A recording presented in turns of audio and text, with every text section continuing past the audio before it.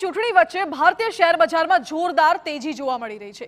સપ્તાહના પ્રથમ દિવસે શેર બજારે ફરી રેકોર્ડ સર્જ્યો છે। આજે શેર બજારમાં નવા રેકોર્ડ નોંધાયો છે। સપ્તાહે બજાર ખુલવાની સાથે જ બીએસઈનું માર્કેટ કેપ પ્રથમ વખત ₹400 લાખ કરોડને પાર કરી ગયું છે।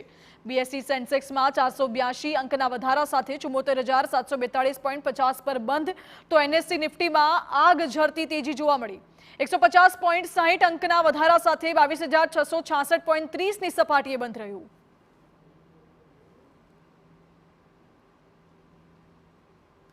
મહત્વનું છે કે શેર બજારે ફરી ઇતિહાસ રચ્યો છે। પ્રથમ વખત 400 લાખ રૂપિયા કરોડને પાર બીએસઈનું એમકેપ પહોંચી ગયું છે।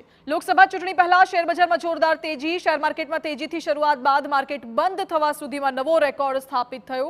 બીએસઈ સેન્સેક્સમાં 482 અંકના વધારા સાથે 74,742.50 પર બંધ, જ્યારે એનએસઈ નિફ્ટીમાં આગ ઝરતી તેજી 150.60 અંકના વધારા સાથે 22,666.30ની સપાટીએ બંધ।